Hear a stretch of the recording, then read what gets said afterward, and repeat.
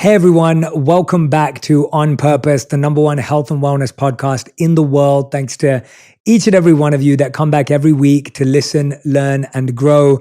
I'm so grateful for our incredible community here. The incredible response we've received to the episodes of late has just been unbelievable, whether it's you sharing your greatest lesson on Instagram or some of you making videos about episodes on TikTok or sharing a tweet. It really means the world to me to see how many things you're changing about your mindset and your lifestyle in order to live healthier, more healed, happier lives.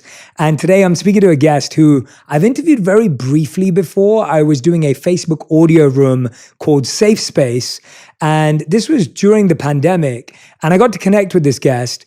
And since that day, I have not stopped thinking about or quoting this conversation to people. So when people will say to me like, oh, who's the most interesting person you've interviewed recently? This person's name comes up a million times in conversation. And I'll talk about her creative process and how she gets into character. And I've rarely had that feeling where I think someone's words stay with me for that long. I'm always blown away by my guests, but for things to stay with me repetitively. And then we've kept in touch. We've had a few messages back and forth, but today finally got to meet her. I'm speaking about the one and only Cynthia Erivo, Grammy, Emmy, and Tony Award-winning actress, singer, and producer, as well as an Academy Award, Golden Globe, and SAG nominee. Cynthia burst onto the West End and Broadway stages in The Color Purple and has since taken the world by storm. Cynthia was recently nominated for a SAG and Emmy Award for her critically acclaimed portrayal of Aretha Franklin in National Geographic's Emmy-winning global anthology series, Genius, Aretha. If you've not seen it, I highly recommend it.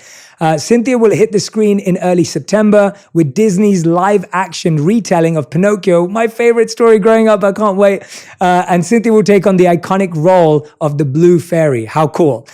Cynthia was the lead in the HBO series The Outsider, and Cynthia starred in Harriet, where she brought the legacy of Harriet Tubman to the big screen. I actually don't know anyone who's played this many iconic people in their lifetime. You usually just get one go, and Cynthia's just taken them all up. Cynthia lent her voice to the movie's title song, Stand Up, which he co-wrote Stand Up, won Best Original Song at the Hollywood Music in Media Awards, and both Cynthia and Stand Up were nominated for 2 Academy Awards, as well as 2 Golden Globe Awards in the categories of Best Actress in a Motion Picture, Drama, and Best Original Song. Stand Up also received a nomination for a Grammy Award in the category of Best Song Written for Visual Media.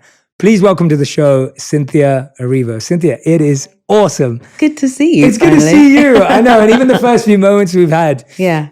You know, there's something about hearing a British accent in LA. I know, it's like it brings you home, doesn't it? Oh, it's just, nice. I feel so like embraced. Yeah.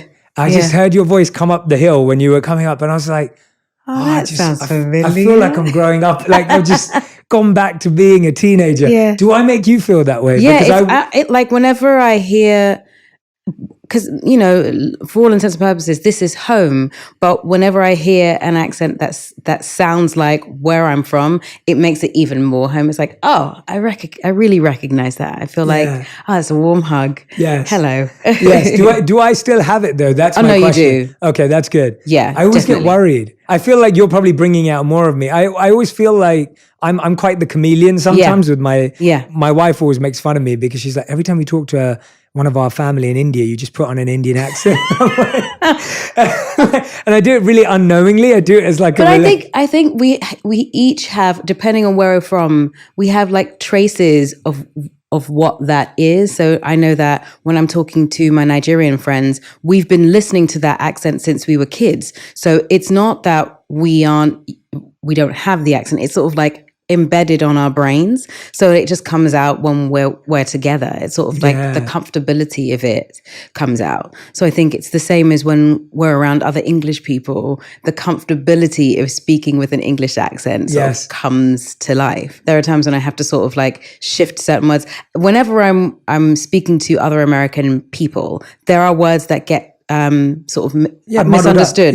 So I might say one thing and they'll be like, what does that mean? So I'll find the American version of that word and repeat it. And there are times when I've had to change the accent to make sure that we're both understanding. We get lost in translation. So I totally understand why it might be stronger when you're speaking to me, because now you don't have to make it any milder, because you know that I'll understand everything you say. Absolutely. Yeah. There was this, I remember when he first moved here and my wife would be at the grocery store and she'd be like, can I get a tin of beans, please? And I'm like, what's a tin? It's a can, by the way. Yeah. Yes. And she was like, where's the tin of this and tin of that? And then there was the one that I started changing my language from being pounds to dollars. And so when I'd be in a video or an interview, I'd be saying dollars. And then all my Brit friends in the comment section would be like, oh, we see where you are now. Like, you left us behind. So what was you were Stockwell, right? Yes, I was. I'm North London. So I grew up in like Wood Green, Tottenham area. Like that was where I grew up. What's something that we kind of moved to the States around the same time, we just found out. What's something that you miss about London, but you love about LA? I love the sunshine in LA. I love that it's so bright a lot of the time, and it's warm a lot of the time. But there is something really wonderful about the way the weather changes in London, in the UK, the way you get the seasons. Obviously, I miss family. I don't get to see them as often as I would do if I was there. And like, silly things like biscuits, because biscuits here are very different to biscuits there. Which ones were your favorite biscuits? Taking me back now. Digestives. Oh yeah. McVitie's. McVitie's digestives, or like Hobnobs. Oh yeah, Hobnobs. I used to love rich tea. Yeah, so good. Like, the round ones or the pencil, the ones kind of the oblong one. Yeah, or whatever that shape. Those ones are so good. Yeah, like little things like that, you just sort of like miss. Lay's also are not the same as Walkers. Yes. Walkers are really good. Lay's are good too, but all of Walker's packets are good. You have to find like the right, silly things like that. Yeah, exactly. Yeah, no, I love talking about it because it's same for me. It's interesting you said that. I think I often feel that sometimes when I'm back in England, I was like, oh, you live in Hollywood now and you live in LA. And I'm like, well, no, to me, I live in LA because the weather's incredible. Yeah. And I love waking up to a blue sky every day. Yeah. And I love the fact that I can go on a hike. Yeah. It's right here. Yeah. I can be in nature. I hike for about 2 miles every day around my home. And it's just, I love that. I never could have done that in London. I never did. No. And at the same time, I miss a lot of, I miss going to watch a football match because I love football. And so for me, being able to going to watch a game and like feeling the energy of the fans. It's special. There's like a special vibe around it. But what I like to do on Purpose is I like to dive into people's journeys, people's stories, parts of them. We're not following a linear or, we're not trying to do a biographical piece, but I love diving into stuff. And I saw that you went to a Roman Catholic school growing up. Yeah. How is that influence now when you look back, who you are today, positive, things that were challenging? Like, how do you grapple with that today? What does it feel like? Growing up and going to a Roman Catholic school. It was a girls' school too. All girls' school, yeah. It's strange because I never really felt like I totally fit in there. I believe in God, but that sort of upbringing felt really restrictive. It's so rules-based that you sort of miss the most important parts of what that faith is supposed to be about. And I've kind of let a lot of the Roman Catholic side of me go, just so that I could create space for me to form my own understanding of what my faith should encompass. Right now, I'm really clear on the fact that the most important part of my faith is to be as loving and kind to people, to the world around me, not just people, but I have 2 dogs, so I take care of them in the most loving way because I want that to come back to me. So I believe things are really cyclical. So if you give out something good, that good will come back. You might not see it immediately, but somehow it finds its way back to you. It's like a boomerang, And I think that is really the most important part of my faith. And I sort of encouraged myself to really take in what is around me so that I can appreciate the wonderful things that come. Mm-hmm. The fact that I can get up in the morning and go for a run and it's really sunny. And as I pass by, there are when I ran, there were 2 women who stopped and I saw them as they passed by, they smiled and I was like, that's lovely of them smiling. And I ran back and somehow managed to meet them again how, I don't know, I ran 3 miles. I, just did a quick 5K, but somehow on my way back, we met in exactly the same place. And they stopped and I stopped and they just were like, we were just really impressed. I don't know what are you running for? I was like, I'm running for the marathon. I was, oh, okay, great. And just those little interactions are really special because, well, we don't know how either one of us is going to influence our day. And to be able to stop and have that conversation with the person and smile at someone and, have something positive means that we've put something positive into each other. And I think that is really what it is about for me. And I understand that everyone has their own understanding of faith. But for me, Roman Catholicism sort of doesn't give us the space to embrace all of that. It's always really interesting hearing someone's reflection in hindsight, because I don't know how it felt at that time, whether it felt the same way, but I went to an all-boys school. So I went to Queen Elizabeth's boys' school in Barnet.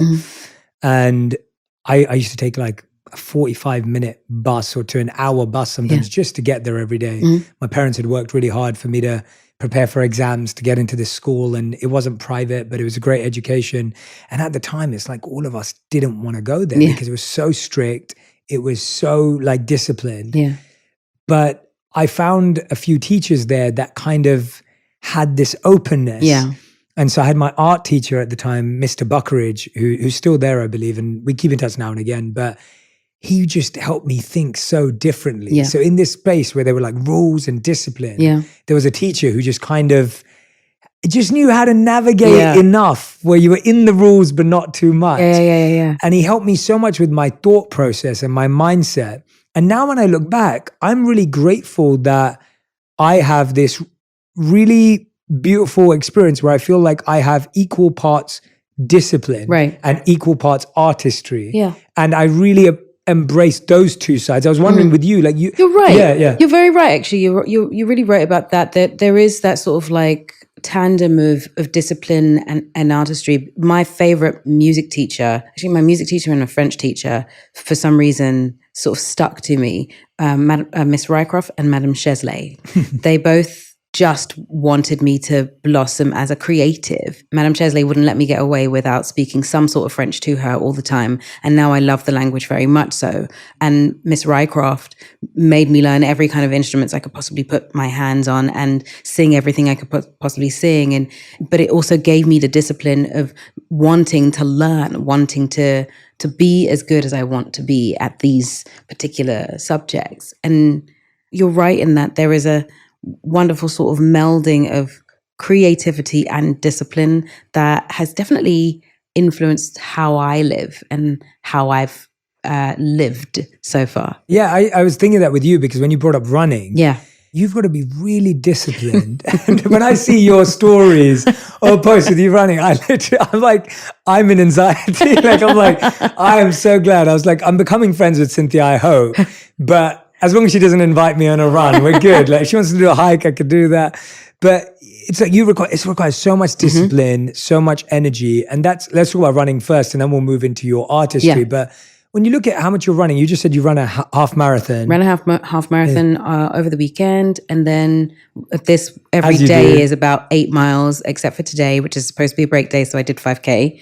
And then on the weekend, it's 16 to 18. And how do you find time for this in between roles and prep? And or is this something that continues on? It just goes on. That's incredible. I do it I've been running since I was 20. My first marathon was 2016. I think I had one mini break in between. I remember I was in Atlanta and just decided, let me get back to it, and haven't stopped since then. It's an ongoing journey that teaches you about discipline, your stamina, how your mind works, how you psych yourself out sometimes, how you can buoy yourself and lift yourself up. And I gained so much from it. Believe me, there are days when I do not want to get outside or on a treadmill and do any of it. But that also is a moment for me to sort of learn. There are days when, yes, it's good to stop, take a second and not do the run today. But other days it's, how can I overcome this moment where I'm like truly not wanting to do it? And those days when I'm able to overcome those moments when I'm like, I do not want to do this, often are the days when the runs are the best, which is very strange. Yeah. But I love it. It has provided space to think. It's provided moments where I've made friends along the way. People are now used to seeing me do certain routes, so I always bump into people and I say hello, and it gives me a lot. The physical aspect is, yes, your body loves it. It's great to work out, but it's more a mental thing than anything else. Distance running really is more mental than physical, because once your physical is done, if you get to 18 past half marathon, it really is sort of like, okay, mind, how will you get past the rest of this? Yeah. And that's always a really wonderful sort of adventure. Yeah. Have you felt that approach to anxiety and psyching yourself out, have you feel that become applied to life through that process of running? Like, could you give us an example of how that's because honestly, it's those days are the step-by-step days. That's what I call them. You just take one step, then take the next step, then take the next and the next and the next, and you'll realize at some point you're running. That's essentially what happens with me with other things. This is a silly example. I had to redo my closet. Everything was taken out of it, and I've had to put it all back together again. And when I first looked at this task, it just looked mammoth. I was like, there's no way I'm going to get this back in order again. And I looked at it and would go away and go, it's not going to get done. I can't do it. And then one day I just said, just start. Nothing else after that. Yeah. If you just start, something will get done. Even if it's like one small section, you will have started. Yeah. And the next day, just start again. Yeah. It's the same for if I'm learning a piece or a song that just won't stay. I'll just start. Learn the first line and just keep going over the first line. And sooner or later, the first line will be in there and you'll want to go into the next line. You do a piece or you're playing a character you just can't understand. Just read the lines. Find out what other people are saying, find out what the journey is. And then sooner or later, you'll want to get to know this character. Now, the way to get to know this character is probably to learn the character. And when you learn the character, well, you've learned the character. Now you know it. All these sort of little mountains or trials, they aren't always easy. But if you just start, you might be able to get over them. Yeah. Even when we're running hills. I never look at and sometimes you're told, look straight ahead. I always look at the bit in front of me. My eyes are never pointed upward when I'm walking up a hill. I'm always like, if I can just get my foot in front of this next foot, and if I could just keep going bit by bit by bit, sooner or later, when I look up, I'll be at the top of the hill. And that's always what's happened. And it's the one thing that keeps me from stopping in the middle of a hill. I just keep going one foot in the front of the other. My eyes are pointed downwards because I know that there's only one foot that the only thing that can happen is I'm going to put my foot in front of my foot again. And then eventually the hill sort of flattens out and you're like, oh, I got there. I made it. Okay. Yeah. I'll keep going. It's good. Yeah. That's so powerful. I love that perspective because I think you are right that we've kind of been trained in society to like look at the goal, look at the target, figure out the end point. Yeah. And you're so right that if you ever try and run or whatever you do, whether it's hiking or anything, swimming or whatever, if you're looking at the end constantly, you'll keep measuring how far you are away from exactly. it. I know that I don't run anywhere close to as much as you do, but when I have ever run before, when I have looked at the end, I'm just like, how am I going to get so there? far away. I'm still so far away. Okay, I'll get to that point and then I'll walk and then, whatever. And then you start negotiating with yourself. Rather than if you are just looking at it. It's the same when we were taught to meditate as monks. I lived as a monk for 3 years. And when we were trained in that practice, we always meditated on beads. And you get this beautiful set of beads. I still have them today. And there's 108 of them, which is a sacred number. And you're told to just focus on one bead at a time. Right. And the mind is like, oh, I've got to get 108 beads and I've got to do this multiple times and whatever it is. Yeah.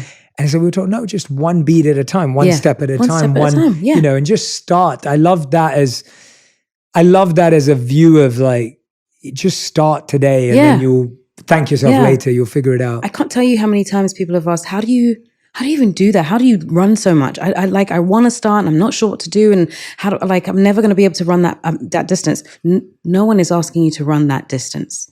Just go outside and start. Yeah. That's it. Put on your sneakers. Even if you only make it to the door, that's more than you did yesterday. Yes. And then maybe you'll make it in front of the door tomorrow. And then maybe you'll make it just down your street. That is a run. Yeah. 5 minutes of running is a run. Yes. It doesn't need to be half an hour, 2 hours, 2 minutes is a run. Yeah. Just start. Just a little bit is enough. And then you'll find more later. You'll find that you are asking, your mind is asking, your body is asking for a little bit more. Mm-hmm. Because the 5 minutes that you did is now, well, I can do that. Absolutely. I'll do more then. Absolutely. Were you always athletic? Like, was that always a part of your life growing up? Like, yeah, I've always been athletic, whether it be dance or sport. I was a sprinter when I was younger. That's what I sort of wanted to do. And then my very first sort of distance run was a 5K, and it was for cancer research. And I just wanted to do something. mm-hmm. And I saw this run happening in a park nearby, and I started doing it. And I don't know, I sort of was telling myself that, I can't run outside. I'm not going to be able to. And then I just figured it out.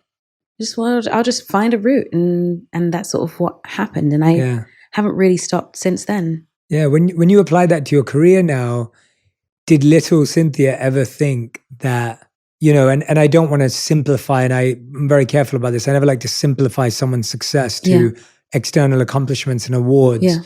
But did little Cynthia, like growing up in Stockwell, like, and you look at the journey you've been on, and, Emmy, Grammy, Tony, like just you, and more importantly, you've played iconic people who transformed culture, and your work is educating people on these incredible personalities that history can try to forget or doesn't know enough about or doesn't know the depth of the story. Like, what would little Cynthia say to you now, like looking at all of that? Like, who believed in you back then? Like, did your parents, did your family, like who knew this was possible? Did anyone? My mum believed in me sort of from the beginning. She knew when I was a kid that was sort of what I was going to do. Apparently I would hum when I ate. So she was like, it's probably going to be a singer or an actor. So that sort of like, it came at no surprise to her that this is what I sort of wanted to do. And my sister, has always been around for everything that's happened. So she's always believed in it and has come to some of the shows and seen some things. And, I have really wonderful friends. One of my friends, Capri Hakeem, who I've known for almost 17 or 18 years at this point, has just always been there and like always has gotten it and believed in me. And I have some really incredible friends who I'm getting to watch do amazing things now as well, but they also believe in me. And I've been lucky enough to be surrounded by some wonderful people. Little Cynthia believed in herself, although I'm not entirely sure that she knew how much was coming. Yeah. She sort of kept her head down and just was like, "Wow, dude." Yeah. It was always a game of like, I'll try this.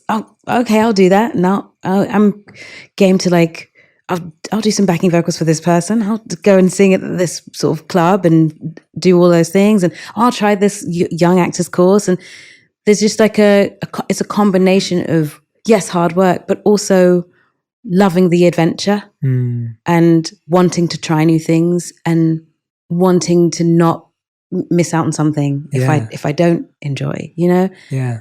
I think that she would probably pat me on the back and give me the mischievous look that I give most people when I'm like, that's good. And be really, really happy. And then she'd be like, what else are we going to do? Yeah. What else can we do? That's awesome. Yeah. I love that. And it's so, I actually realize this more and more that a lot of people that I speak to did have people that believed in them. Yeah. Like there was that. And I love hearing that. I think it's important to normalize that too, where it's like, hey, if you believe in your kids, it's great. It's okay. That's good. It's good. Yeah, you should. Yeah, you should. And then if there's people out there who grew up with parents who didn't believe in them, that's great. You became resilient that way. But it's beautiful to hear that there's two ways. Yeah. There's not like this, oh, well, you should have had everyone telling you were never going to make it. And that's the only way. And you're like, no, actually, I had really good friends around me. Yeah. Yeah. And I think I just sort of like have been consistently sort of finding my tribe and finding people who are challenging me and wanting me to keep being better and keep doing things that are different. And then there are those friends who are just, we're here when you want to have like a normal day and a cup of tea and like sit down and then chat. And we need both. And I love that balance because it is kind of what life is made of. There's never always just the one way to be. Yeah. And I think both influence the other. Yeah. Yeah. You've been known for playing so many iconic people now. When was a role that you've played that you feel you loved, but it wasn't as well known, or it was something that maybe wasn't as successful, but that you really found that you just fell in love with it and that it became a part of you? I'm gonna say Holly Gibney in The Outsider, although that did pretty well. Yeah, it did well. That did pretty well. I've loved the roles that I've played, and I picked them really specifically because I want to get to know this person. I always say this, if I haven't met this person before, either on screen or in life, I'd like to meet them. So that's why I play them. I want to get to know who they are and what makes them tick. And Holly was just so different. She was very hard to shake. She was a woman who found it hard to communicate, but really all she wanted was connection. And so had to learn to find ways to make herself understood.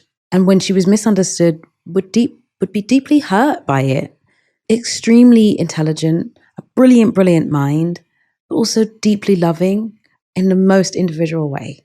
And I just had never played anyone like her before. And what's wonderful about that particular role is I get everyone from every different type of walk of life in any place, sort of going, that show that you did on HBO with Holly Gibney, that I loved it. She was one of my favorites. Or wow. I remember a person said to me, he was connecting with his sister more because of this particular role, and realized that, oh, my sister just communicates in a different way than I do. And this was the thing that joined us together. And I thought that's what it's about. Making pieces that allow people to connect with each other. Yeah. You know? Yeah, that's beautiful. I love hearing that as well, because it's what I appreciate about our conversation last time, as I was saying earlier. It was like the way you think about characters and the way you get into them. I'm fascinated by that. And I love geeking out, and like, I love seeing people obsessed with their art. Yeah. Like I that's what gets me excited in life. Yeah. It's like when I meet someone who's obsessed about what they do, because I'm obsessed with what I do, and I can never understand how you obsess over the things you do. Can you describe to me again, because you told me about this last time, but I want to hear it again for On Purpose, for this community, because you were talking about how, like, when you're playing roles, you're looking at how people walk. Oh yeah. And I was like, and how they talk to figure out their pitch, and then like the rhythm of their walk and the pace of it. And I was just like, I would never think of any of that, but because it tells you so much. Yeah, so about walk what us through, like feeling. when you meet a new character. Yeah, walk us through how you understand them. Yeah, better. so when I meet a new character, obviously I'll read a script, and the first thing I think of is, what is the rhythm of this person? Usually, there's a rhythm sort of written in the way they speak, in the way that, in their syntax and the words they use. When you find that rhythm, you sort of find their internal like heartbeat. You find their heartbeat, and then I'm sort of like, well, how do they move? What is it that they're looking for? Is there an urgency to how they move? If they walk fast, are they moving away from something? Are they trying to get to something quickly? Do they think fast? Or if they move slowly, are they apprehensive about something? Or are they really laid back about things? Do they have nothing to worry about? If they're anxious, maybe that's why they move fast. Or maybe it's the opposite. Maybe they're so anxious that they are paralyzed, that they can't move at all. So they move really slowly because what if I get there and something happens? And so I just sort of like find what fits on this person. And then it's about, well, how do they speak? If they are confident, well, maybe they don't need to make themselves sound really sweet. And so their voices aren't as high pitch.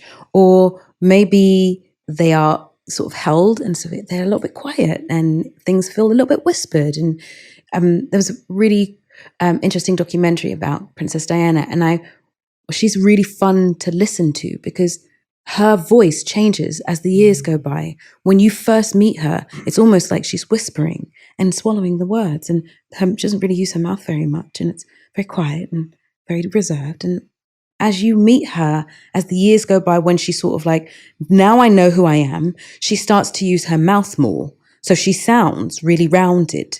And that's sort of what you're discovering about these people. Yeah. And I love that. I love trying to find out, what is this person?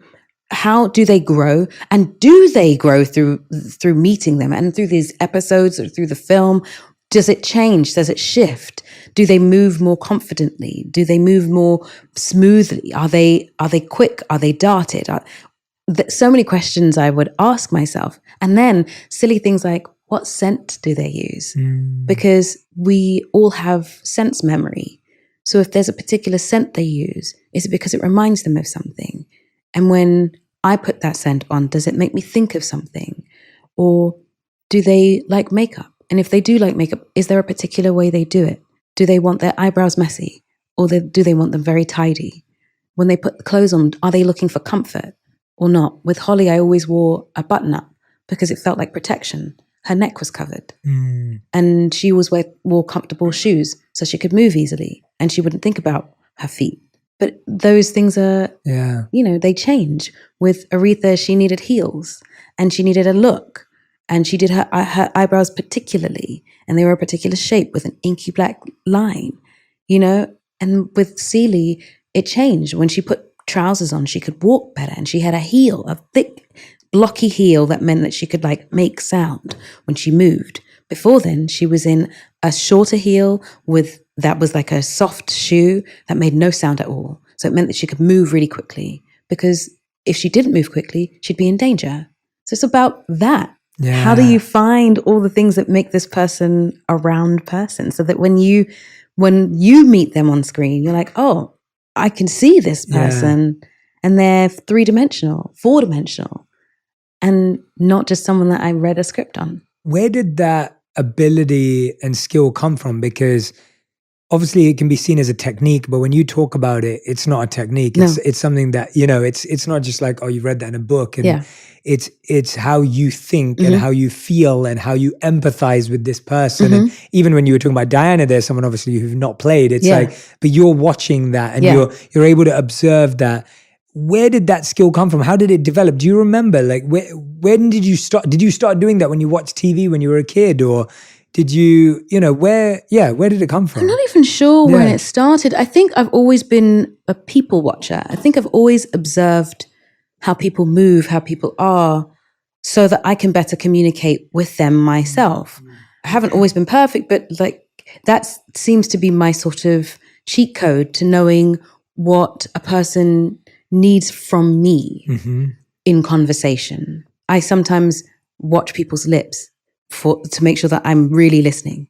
You know what I mean? They're not getting self-conscious. Or watch their eyes, because those are the places that give you what the emotional life of a person is. And I think I've always just applied that to my everyday life. And then when I went to drama school, obviously learning about actioning and making sure that there's a reason for something, and what is the reason for the thing you're saying. What we say is 50% of what we mean. Often how we say it and what we're thinking as we say it. The words aren't necessarily the thing that we're thinking. They're just a representation of how we're feeling. And until, when we're not afraid, the words are the thing that we're thinking. But often with people, when we're saying the thing that we think the other person wishes to hear, as opposed to what we want to say. And so I learned about that in drama school, and then just applied it to the bigger, space of my life. And then as you get older, you start to want to connect with people.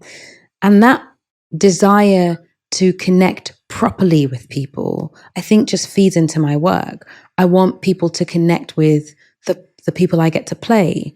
And I call them people because I don't see them as just characters. When you see the people you're playing, or what people would know as characters, as whole and realized people, you get to know them better, which means you get to give another person, introduce a person to everybody watching. And so they get to connect. and feel as though these are real people out in the world that I might not come in contact with, but they exist.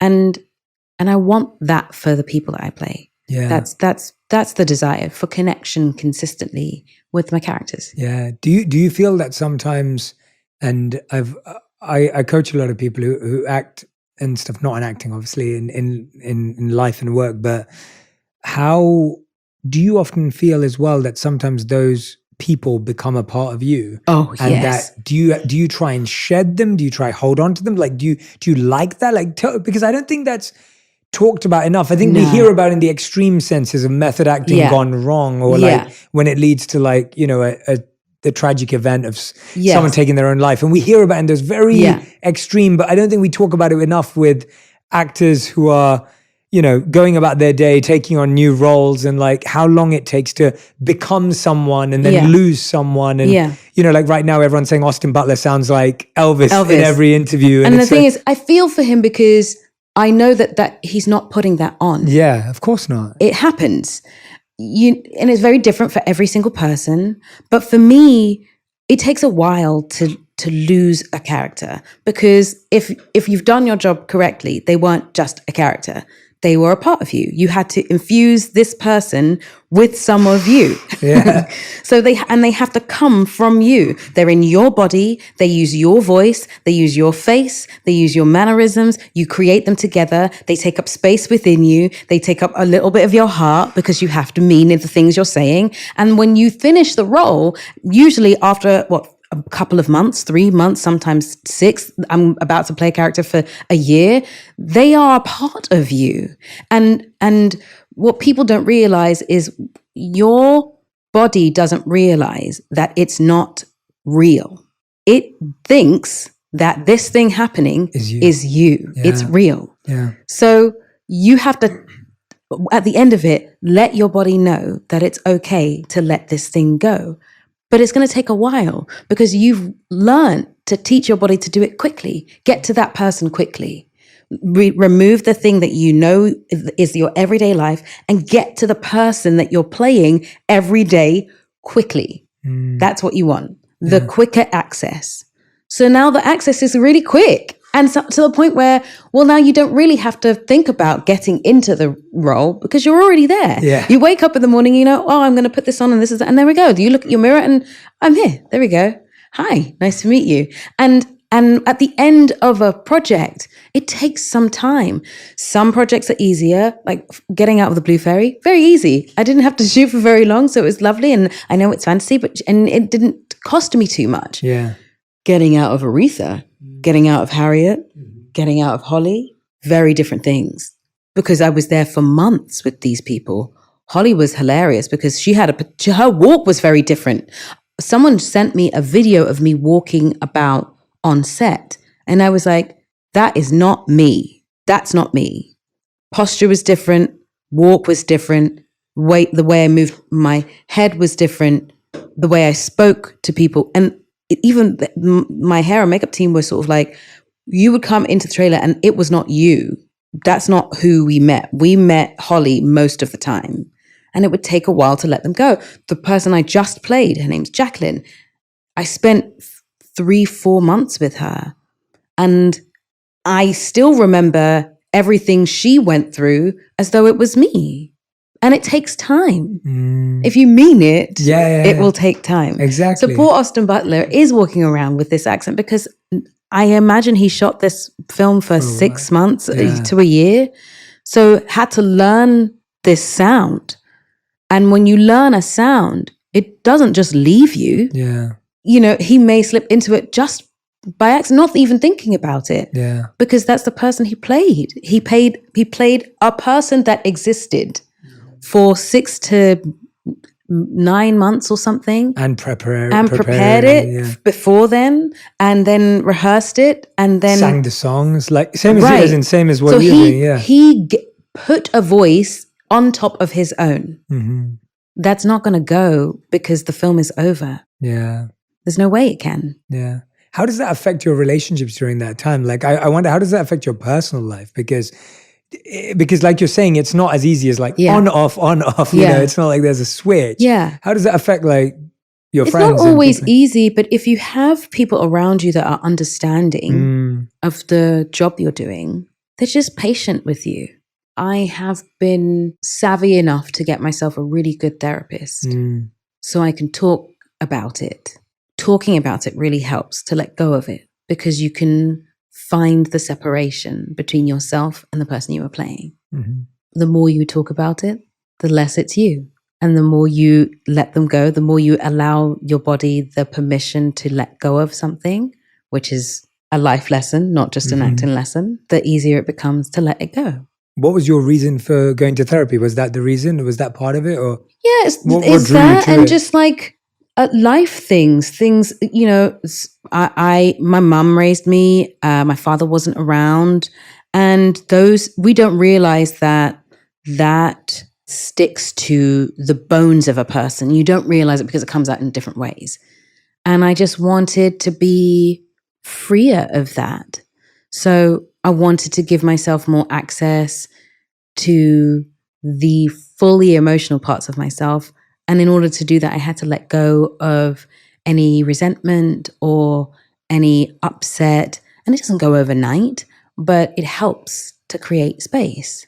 I wanted to be just better at understanding relationships I have in general, where I am, you know, mistaking something for hurt as opposed to if I'm thinking someone is being mean, I need to know, well, what are they going through also, because it might not be vindictive. It might not be a mean thing. It might just be that they are also hurting. But what in me is seeing their hurt as mean? Am I hurting in a place? So it's just finding better ways to communicate with people. Therapy's really helped me with that. Like, how do I want to communicate best with people? How can I show up as my best self? And that's not always to lay the groundwork for really great communication. Yeah, I think that's a really beautiful way. I've never heard it described like that. Yeah. I actually think that's a really refreshing description because it's almost like I think we literally run from conflict here. Yes. Unease here, yes, discomfort here, yeah, and it's like personally, professionally, family, whatever it may be, and you're running from discomfort to discomfort to discomfort, and you never had time to think about it. Yeah, you never had time to prepare. Yeah, you never had time to debrief. Right. Like you may do that at work. Yeah, but when do you debrief personally after an altercation with someone? And therapy or coaching or the ability to talk to someone in your life, like you get to start going, oh, well, I've actually thought about this and here's how I feel about it, rather than I'm just feeling. I'm just feeling. Yeah. And also those feelings end up being exacerbated because you're just talking to yourself. Yes. You can't really process something if you're just talking to yourself. You need ears that can say, well, I know that you're feeling that, but here's what I'm hearing as you say this to me.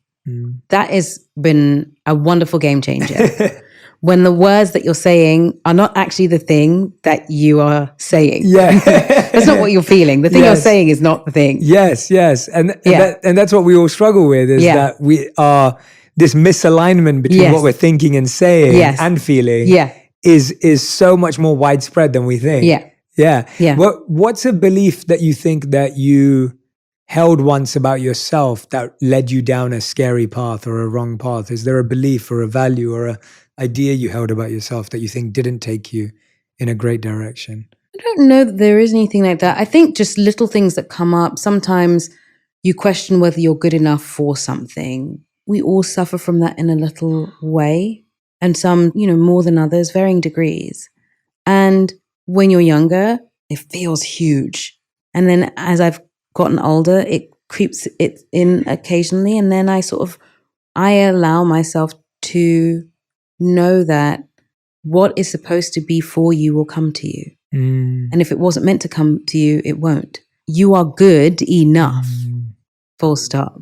If you're doing the work to be a good person, to prepare for the work that you want, if I spend the time, running every day, no, it is a holistic thing that I give myself.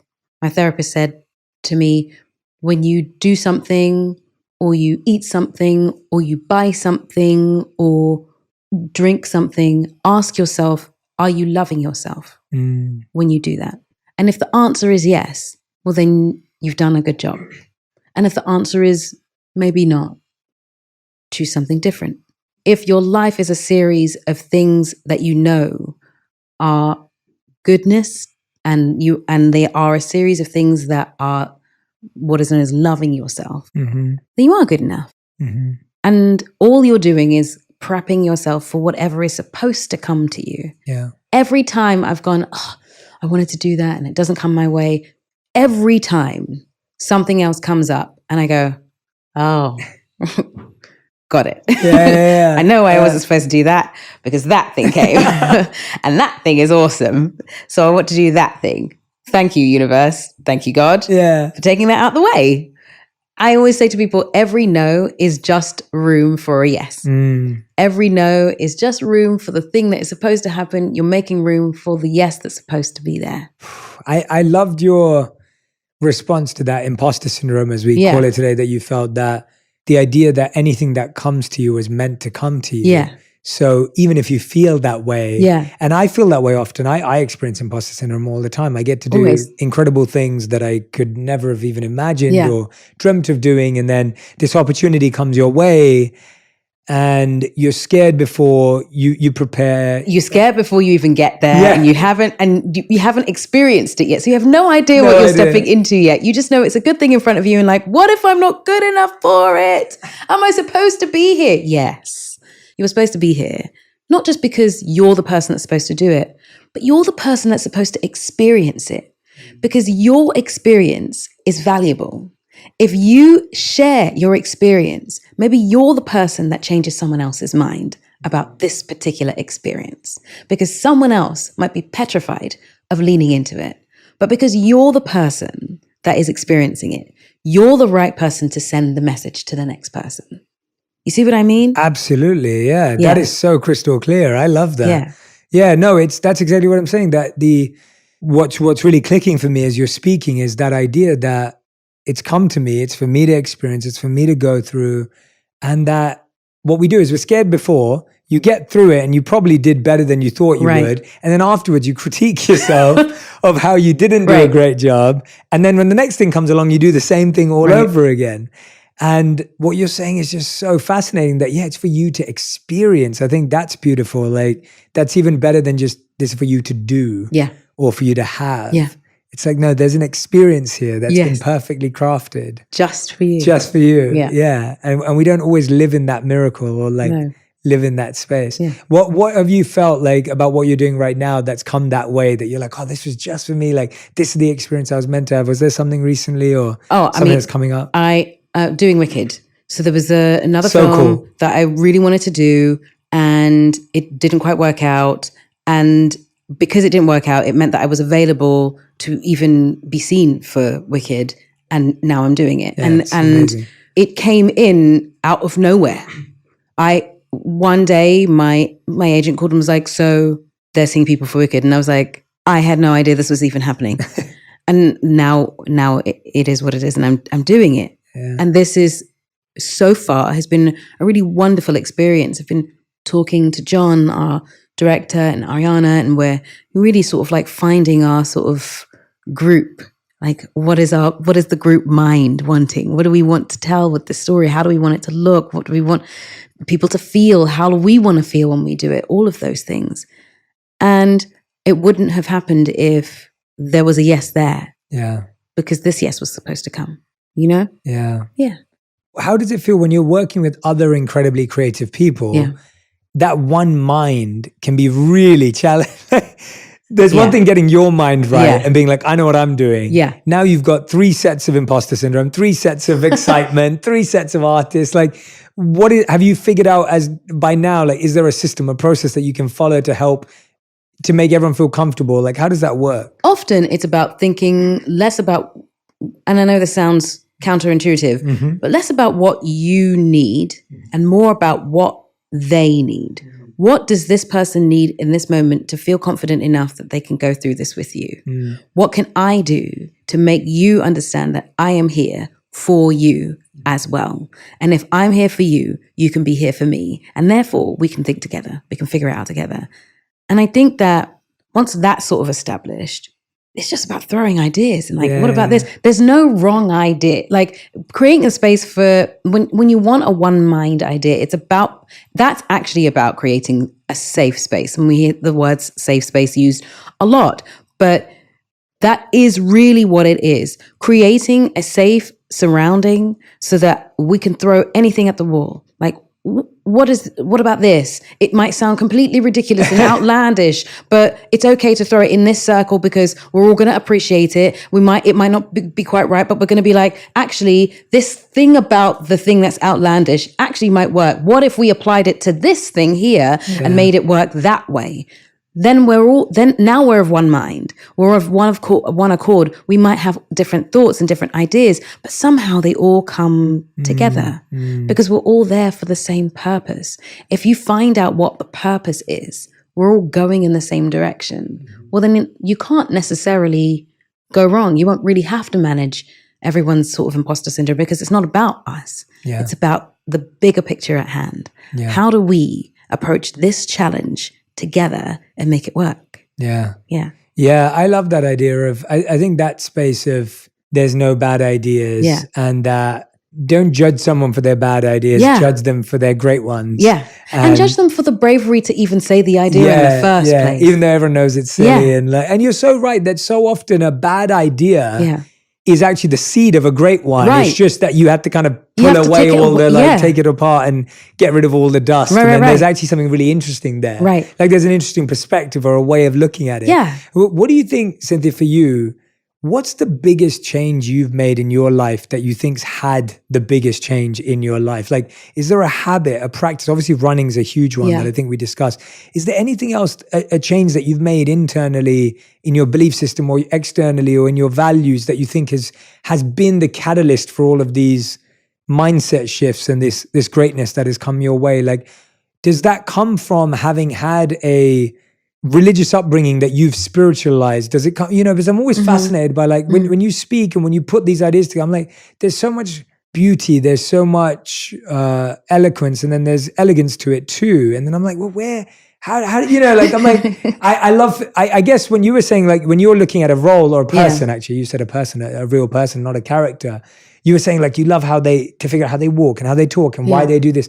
I think for me, when I'm fascinated by human behavior from the point of view of how can humans change? Right. I think that's what I get obsessed about. I'm always like, well, when that person made that shift, what did they do that helped them to make that shift? And how can other people benefit from that? Yeah. Or like, how does that person make decisions that makes them a better decision maker? Or why does that person lie or steal or cheat or whatever it may be that ruins their life? So I think, I'm just trying to get to, what change, did you have to make a change in mindset, or do you think it was a snowball effect of just these positive experiences that you kept collecting?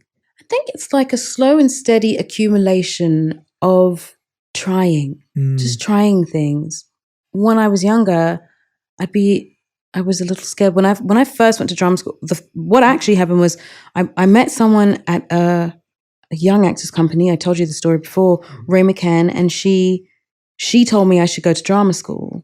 But before that, I had just gone out on a whim and decided I can't go to university and study this subject that I'm studying. It doesn't feel right.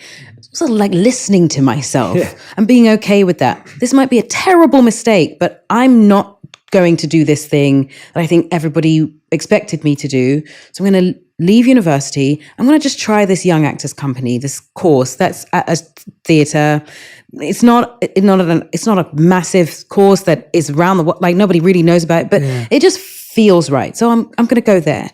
I bump into Ray, who I hadn't seen for 5 years. She tells me to go to drama school. I tell her no. I say, I'm not doing it. There's no way I'm going to get in. She says, well, you can't come to this course if you don't apply to this school. And I say, all right, I will apply to this school, but only this school. Just this one. Only because you asked, and I'm only applying to this. Fine. I apply. And I do the work. I don't phone it in. I really do work to get to these auditions. And somehow I find myself in this drama school. Royal Academy of Dramatic Arts. It's one of the best schools in the world for acting. And I feel like a fish out of water. But a lot of my experience at this school is about what feels right for me, because that's really how I can gauge it. At one point, like, and I was physical. I was working out a lot, and one of the teachers says, "Oh, you should stop working out because you need to get softer." And I was like, I don't know that that's right.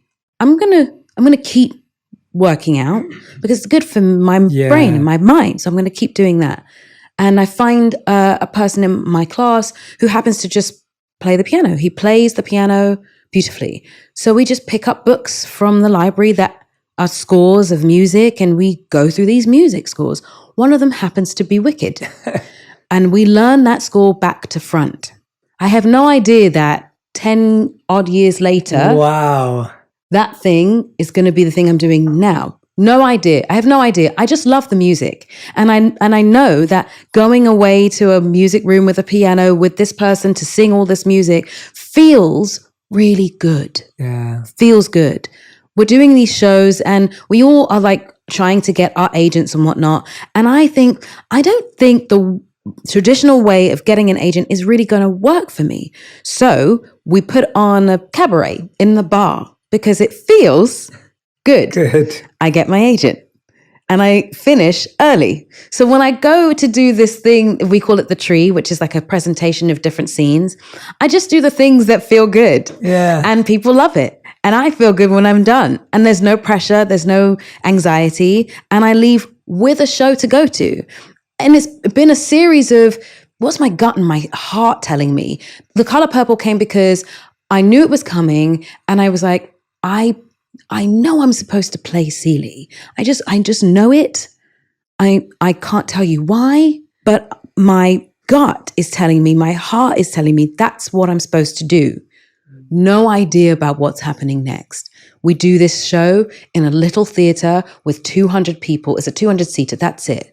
Towards the end, they ask, do you think you would want to do this on Broadway? I don't think they're being serious.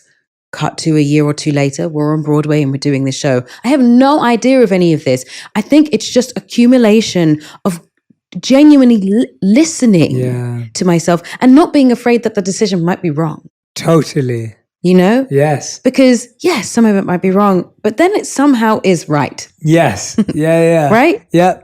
If you've just sparked something in me that I think has some truth in it, is the idea that if you listen to everyone else, chances are they might be wrong. Right. And if you listen to yourself, chances are you might be right. Right. And there might be some ways that it goes wrong, but when you're listening to yourself, you can take responsibility for when it doesn't work. You can pivot quicker. Right. Whereas I find when you listen to someone else and it goes wrong, then you just keep blaming them and you go, oh yeah, I shouldn't have listened to that person. Right.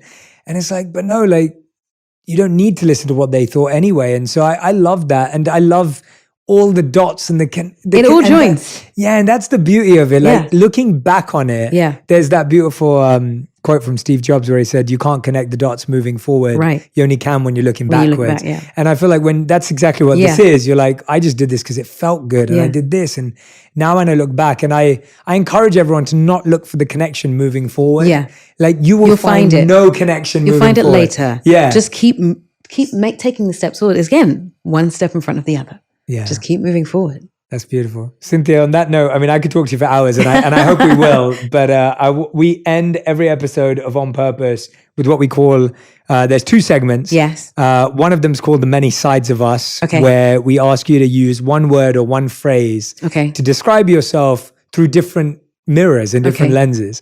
And the other is the Fast Five. So here are your questions. What is one word or phrase that someone would say about you meeting you for the first time? I've been hearing she's very warm. That's beautiful. I would have to agree. I think you're very warm. Today I'm meeting you first time, even though we've spoken before. And so I'm like, you're very warm. You actually, last time I interviewed you, it was only audio. So it's always different when you finally, and I was like, you have a way of speaking that people want to listen. Right. That's what I noticed about you. I was like, oh, I actually care about what she has to say because of your cadence, your tone, your just, the texture of your voice. I'm like, I'm so intrigued. Like, so that was something as well that was special. Okay. What is one word or phrase to describe what someone would say that knows you very well? I'm stubborn.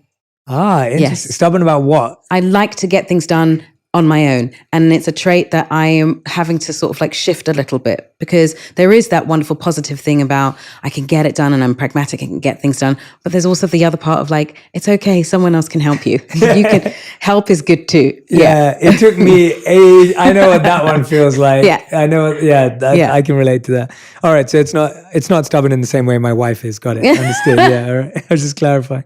Okay. Question number 3. What is one word or phrase that you would use to describe yourself? Open. Beautiful. What is a word or phrase that someone who maybe doesn't like you would say about you? Difficult. I don't settle. Right. I'm so glad you brought that up. Let's dive into that. So I get that feedback a lot. Yeah. And it comes from my inner responsibility that I have this unique opportunity to serve the world in the way I want to. And I never thought it would be possible. I'm very grateful for it. Right. But now I can't settle. Right. And I don't want to treat this as just a job or a career, or it's so much more to me than any of those things. Tell me about how you deal with that when you're seen as difficult in your way, in your specific experience of that word. The way I've dealt with it has sort of shifted over time. Before, I would probably get defensive about it. Yeah. It's in our nature to sort of like defend ourselves when we don't like the thing that we're hearing about ourselves. Now I think I have more patience to sort of sit and be like, the reason why you may think I'm difficult or see that is because I'm maybe asking for things that feel like it's just too much. But actually, I'm asking for the things that will allow me to be my optimum self for you. Yes. So that when we come away from this, you know I've given you everything I can possibly give you in the best possible way. It just takes patience and understanding for us to be able to meet in the middle. That's beautiful. Yeah. I love that. Great description. Okay, question number 5, yeah. What is a word or phrase that you're trying to embody today? Something that you're working on, something that you're aspiring today. for? I have this already, but I think it's an everyday voyage. Joy. Just seeking joy in every day, like in little things. Being able to finish organizing something, or I did my vanity around my bathroom and I was like, it looks really tidy. That's a little piece of joy. Meeting people in the street as I run, little piece of joy. Oh, I found, I don't know, a chocolate bar that I haven't had for ages. Joy. Yeah. You know, I've managed to get everything ready and I got the right outfit. My water's prepared. I'm prepared today. Joy. Like finding pieces of joy in the little moments so that we aren't just waiting for big, massive things to happen. That it actually is an everyday build-up of goodness. Yeah. So that when the big things come, they're just like a cherry on top. Yeah. Yeah. I love that. That's beautiful. Yeah. And I wanted to end with our final conversation around what we talked about briefly before we started, was that you were saying that you're at this point in life where you're trying to figure out the difference between speaking from a place of love and then speaking from a place of fear. So often we're trying to speak from a place of love, but really we end up speaking from a place of protecting ourselves. Yes. Yeah. And I wanted to hear how you felt today when you were sharing, like, how has that evolved for you? Because I think you're so right. I think especially people in the public eye are always speaking from a place of fear. Yeah. Because everything you say is like, can be taken apart and can be highlighted and can be blown up out of proportion. And so walk me through that for you. I think that we've misconstrued what it means to speak from a place of love, because we believe that speaking from a place of love is protecting someone's feelings, but by protecting someone's feelings, protecting your own, because you don't want that person's feeling to come back at you and make you feel hurt. But actually, if you speak from a place of love, you are actually communicating with another person about what can help both of you meet somewhere in the middle and understand one another. So if I say, let's say something as simple as someone has said something that's hurt your feelings, instead of saying, that thing you said hurt my feelings, and I know that wasn't what you meant to do, but that's how I felt. That person can go, I'm so sorry, I didn't mean to, that's not what I meant at all. Now, we've not exacerbated anything. I've just told you how I felt from a place of not afraid that you're going to get defensive about what you said. It's not, you said that thing and I don't think it was right and it was really mean. different turn of phrase, isn't it? Mm-hmm. You're not speaking from a place of, this is how it felt when it came to me. Is that what you meant? Yeah. Now there's a space to have a conversation about, well, actually, maybe this is what I meant. And now I understand. Okay. Well, now we can have a discussion about something. Yeah. When we speak from a place of love, what we're actually doing is giving the other person an opportunity to be understood. And therefore, you get the chance to be understood as well. When we speak from a place of fear, we're trying to stop the other person from getting upset, to stop ourselves.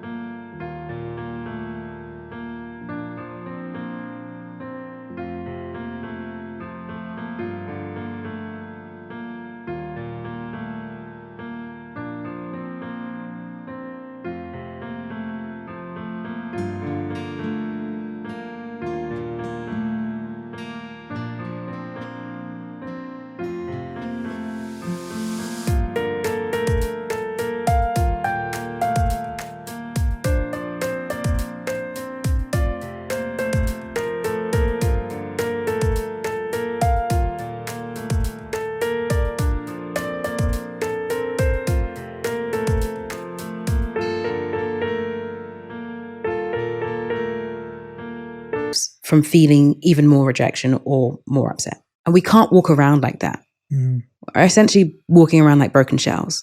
That doesn't work. We want to allow people to make themselves whole every time we have a conversation with them. Yeah. To leave a conversation thinking, oh, I learned something, I understand something, I know something.